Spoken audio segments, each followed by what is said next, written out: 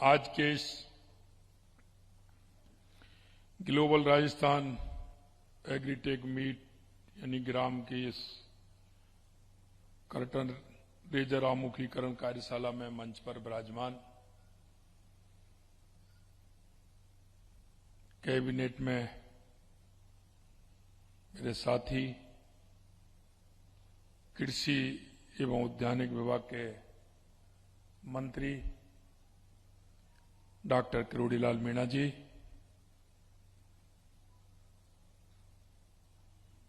जो किसानों से जुड़े रहकर के किसान की अर्थव्यवस्था को मजबूत करने में हमारा पशुपालन विभाग बहुत ही महत्वपूर्ण भूमिका निभाता है, उसमें मेरे कैबिनेट के दूसरे साथी पशुपालन, डेयरी, गौपालन एवं देवस्थान मंत्री भाई जोराराम कुमावत जी।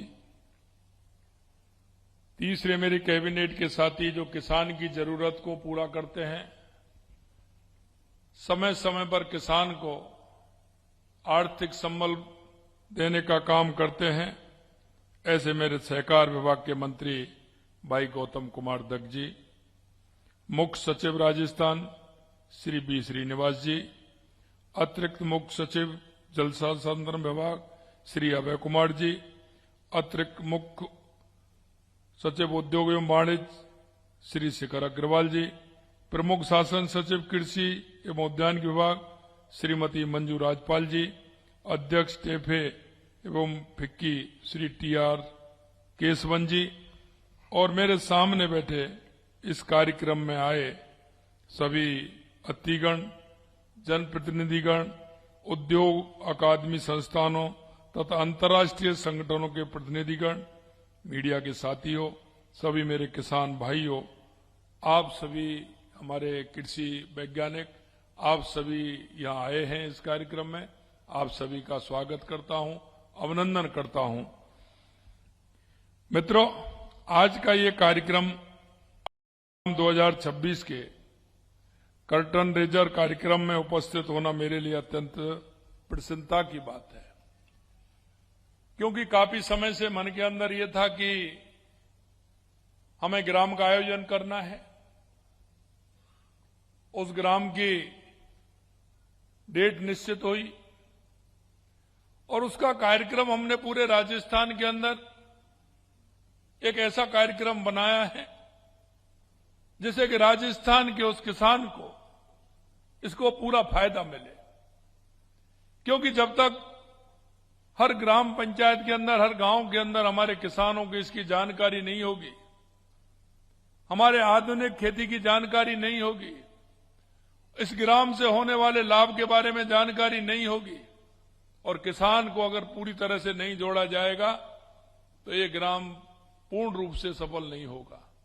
इसलिए हमने कहा है कि पहले ग्राम और ग्राम पंचायत को जोड़ेंगे, उसके बाद हम उपखंड तक किसानों को लेकर के आएंगे, उनसे चर्चा करेंगे, विचार विमर्श करेंगे, उनके जीवन में कैसे बदलाव आ सकता है इस पर मंथन भी होगा और उसके बाद हमारे किसानों का, जो हमारे उपखंड से निकल करके आएंगे, अग्रणी किसान हैं, जो किसान की बात को समझते हैं, वो गांव में और पंचायत में कैसे पहुंचाएंगे, इसके लिए जिले में फिर उनको बुलाएंगे, वहां भी एक मंथन होगा कि हम ऑर्गेनाइज खेती से लेकर के किसान को लाभकारी खेती कैसे बना सकते हैं।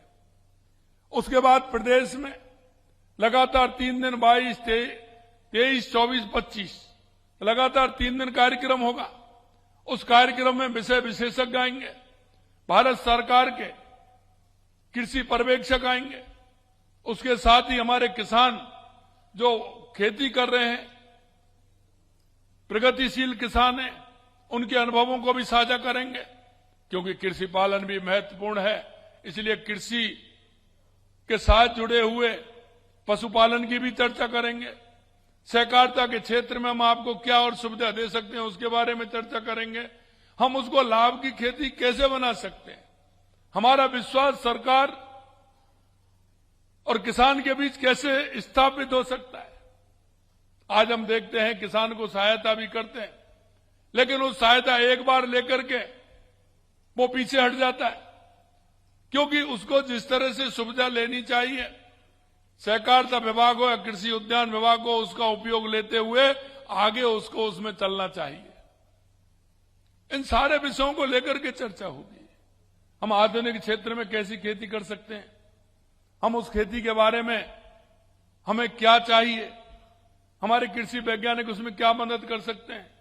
आज हम देख रहे हैं किसान परेशान होता है, डीएपी और यूरिया इतना डाल देता है कि एक बार फसल हो जाती है, अगले बार नहीं होती है। हम चाहते हैं कि हमारा किसान वैज्ञानिक तरीके से खेती करे।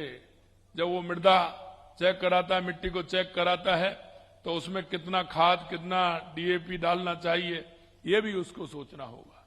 मित्रों, मैं हमेशा कहता हूं, हमारे पूर्वजों ने जिस जमीन को हमारे लिए छोड़ा, हमारे लिए उनको छोड़ने कितने कितने उन्होंने दुख पाए, लेकिन हमारी मिट्टी को खराब नहीं होने दिया, हमारी धरती को खराब नहीं होने दिया। लेकिन आप देख रहे हैं कि आए दिन हमारा पानी अंदर नहीं जा रहा है, जितनी बारिश होती है वो बह के निकल जाता है। उसका उपयोग हम कैसे करें? हम उसके माध्यम से रिचार्ज ट्यूबवेल लगा करके या कोई एक खड्डा खोद करके उसको रिचार्ज का पॉइंट बनाकर उस जमीन के अंदर पानी को कैसे लें। ये कुछ काम ऐसे हैं जिनको प्रकृति पर आधारित हैं, लेकिन उसका उपयोग हम ठीक प्रकार से ले सकते हैं। हरी खाद का उपयोग हम कैसे करें, ऑर्गेनाइज खेती की तरफ हम कैसे जाएं, जिससे कोई बीमारी भी नहीं हो, स्वस्थ भी रहें, मस्त भी रहें और हमारी आमदनी भी बढ़े। इन सारे विषयों पर चर्चा होने वाली है। हमारा पशुपालन से कैसे, किस तरह से हम हमारे काम को आगे बढ़ा सकते हैं, आर्थिक स्थिति को कैसे मजबूत कर सकते हैं, उसके लिए भी हम काम करें। अभी मैंने 10 दिन पहले डेयरी विभाग की मीटिंग ली, क्योंकि डेयरी विभाग में हमारा जितना दूध उत्पादन होता है उतना हम उपयोग नहीं कर पा रहे हैं। हम उसका पूरा उपयोग करें, प्रोसेसिंग यूनिट हम लगा करके उसका उपयोग कैसे कर सकते हैं। आज आवश्यकता है पूरी दुनिया में दूध की, और हमें गर्व है कि हमारा भारत सबसे ज्यादा दूध उत्पादन करने में विश्व में पहले नंबर है, इसलिए उसका हमें उपयोग करना चाहिए। कई खेती ऐसी है हमारे राजस्थान के अंदर जो दूसरी जगह नहीं होती, हम उसमें पहले नंबर है, तो क्यों ना हम प्रोसेसिंग यूनिट लगा करके उसमें काम करें, उसको काम करके हम उसको आगे बढ़ाएं। हम उसके उत्पादन को कैसे आगे बढ़ा सकते हैं, उसको कैसे उपयोग में ले सकते हैं। गांव में हमारी माता बहनें, हमारे भाई खेती के बाद उन पर कोई काम नहीं होता है, वो घर में रहते हैं, उनको हम कैसे जोड़ें, उनकी आर्थिक स्थिति कैसे मजबूत हो, ये काम भी हमें करना है। घर में बैठ करके ही वो काम करें और हमारे इस खेती के काम को आगे बढ़ाएं। प्रोसेसिंग यूनिट के माध्यम से वो काम करेंगे तो उनकी पैकिंग भी होगी, माल वहां से भी जाएगा, उनको मार्केट उपलब्ध कराना ये सरकार का काम है। सरकार उसका जहां आवश्यकता है मार्केट उपलब्ध कराए। कई बार देखता हूं मैं कि ये फसल पैदा होती है लेकिन उसकी मंडी वहां नहीं होती है, तो हमें उसकी मंडी स्थापित भी करनी है। उसका माल कैसे जा सकता है, रोड इंफ्रास्ट्रक्चर कैसा है, रेलवे का कैसा है, एयर कनेक्टिविटी कैसी है, जहां आवश्यकता है उस माल को वहां भेजें। उसमें सरकार भी सहायता कर सकती है कि उसमें सरकार लाले ले जाने के लिए ट्रांसपोर्ट में कितनी मदद कर सकती है, जिससे हमारे किसान को मदद हो। हम चाहते हैं कि हमारा किसान मजबूत हो, विकसित हो, और देश के यशस्वी प्रधानमंत्री नरेंद्र मोदी चाहते हैं कि हमारा किसान विकसित होगा तो हमारा राष्ट्र विकसित होगा, हमारा प्रदेश विकसित होगा, हमारा गांव विकसित होगा। और ये आप निश्चित मान लिए, मेरे गांव का किसान अगर मजबूत होगा तो मेरा जिला भी मजबूत होगा, प्रदेश भी मजबूत होगा और देश भी मजबूत होगा। हमारी सरकार पूरी ताकत के साथ काम कर रही है। आपने देखा पहले ही साल में हमने राइजिंग राजस्थान किया और अभी हमने किसानों का दल कई जगह भेजा है। अभी कई जगह हमारे देश में भी कई प्रदेशों में जाने वाले हैं। उनका अनुभव हमें कैसे मिले, सहकारिता से लेकर के पशुपालन से लेकर के हम हमारे प्रदेश को कैसे मजबूत बनाएं। जल संसाधन के हमारे सच्चे बेटे हैं। मैं बूंदी गया था, हमारा राम जल सेतु योजना का काम बड़ी द्रुत गति से चल रहा है। हम पानी की व्यवस्थित कैसे कर सकते हैं। मित्रों, मैं हमेशा कहता हूं कि किसान को वो काम करना चाहिए कि वो कहावत है ना, आम के आम और गुठलियों के दाम। ये होगा जब ही किसान का विकास होगा। हमें पानी की आवश्यकता है, हम पानी का उपयोग लेते हैं, पूरा ज्यादा पानी का उपयोग ले लेते हैं, लेकिन फव्वारे सिस्टम पर हम नहीं जा रहे हैं। आप एक बार करके देखिए, एक बार पूरा पानी आप डाल करके देखिए, अगर फव्वारा सिस्टम से खेत की उपज देखिए, अगर दोनों में अंतर आता है तो बताइए। कोई अंतर नहीं आता है। जितना पौधे को पानी लेना है उतना पौधा दीजिए, बाकी पानी को बचाइए, जिससे आने वाली अगली फसल में वो पानी हमारा काम आ जाए।